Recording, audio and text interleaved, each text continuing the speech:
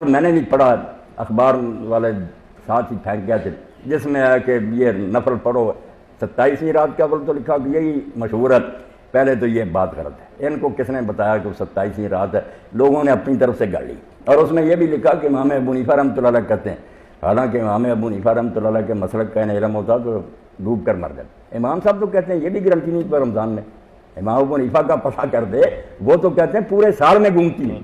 اور نیک لوگوں نے بیان کیا اولیاء اللہ نے، میں نے ان کی کتابیں پڑھی، کسی نے ربیع الاول میں دیکھا، کسی نے شعبان میں دیکھا، زیادہ وہ کہتے ہیں کہ رمضان میں آتی ہے مگر دوسرے مہینوں میں ہم نے دیکھا. اس لیے امام صاحب رحمۃ اللہ علیہ کا تو مسئلہ یہ ہے کہ وہ سارے سال میں گردش کرتی. اس سال جس سال قرآن نازل ہوا اس سال اس بائی چانس رمضان میں تھی. یہ نہیں آیا قرآن میں کہ وہیں رہتی ہے.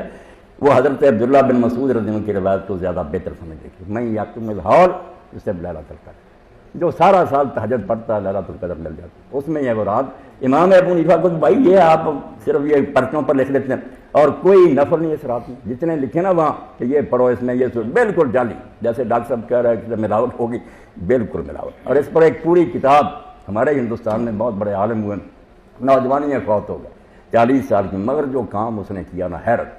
ہر علم پر ایسی اونچی کتابیں لکھی ہیں نا کہ آدمی کہتا ہے اتنی چھوٹی عمر میں اللہ تعالیٰ نے. مولانا عبداللہ لکھنوی رحمۃ اللہ، تو ان کی ایک کتاب ہے الاثار المرفوعہ فی الاحادیث الموضوعہ، اسی پر لکھی ہے کہ یہ دنوں کی ہے نا، جو آپ دیکھیں گے غنیۃ الطالبین ہے امام غزالی کی احیاء لکھے، سوموار کے یہ نفل ہیں، رات کے دن کے یہ ہیں، منگل کے یہ ہیں، ہفتہ بھر کے، پھر مہینوں کے لکھے ہیں لیلۃ، انہوں نے سب پر لکھی ہے 150-200 صفحے کی.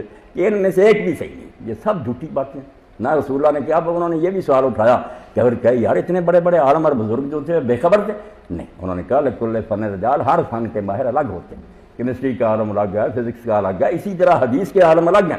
فقہ کے عالموں کی بھی حالت ہے کہ فقہ کی کتابوں میں ایسی حدیثوں کا حوالہ دے دیتے ہیں جو تلاش کرنے سے علماء کو ملی نہیں. ذخیرہ حدیث میں نام و نشانی ان کا میدان نہیں ہے، یہ محدثین کا میدان ہے کہ انہوں نے حدیثوں کو پرکھا ہے، ایک ایک کی جانچ پڑتال کی ہے. اس لیے یہ نوافل وغیرہ جو نا کئی بہنیں بیاہ شروع کریں گے اور پڑھیں، بالکل جعلی، کوئی نئی بات نہیں، وہی تہجد ہے. اور اللہ کے رسول علیہ السلام نے جو اللہ تعالیٰ کا فضل بیان فرمایا، اس کے بعد بھی اگر کوئی لیلۃ القدر کے لیے نہ تڑپے تو میں سمجھتا ہوں اس کی کوتا ہے نہیں. رسول کریم علیہ السلام نے فرمایا اگر عشاء کی نماز جماعت سے پڑھ لیں جا کر سو رہا ہے، اللہ تعالیٰ فرشتوں کو حکم دیتا کہ لکھ دو آدھی رات کے لیے جاگتا رہا. اور اگر اس نے فجر بھی پڑھ لی ساری رات جاگنے کے ساتھ.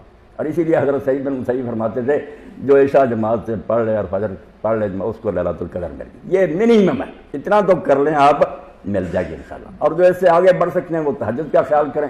اور اس سے کوئی آگے جانا چاہتا ہے تو صرف یہ نہیں کہیں آیا کہ ساری رات جاگو، نہیں، سو سکتے ہیں آپ، مگر کوشش کریں اور اس نیت سے پڑھیں نوافل کہ اللہ ہم رات تو جانتے نہیں مگر تیرا فضل عمیم ہے، تیری رحمت وسیع ہے، ہماری جھولیاں بھر دے. وہ کوئی بھی رات ہوگی انشاءاللہ آپ کو اجر مل جائے گا.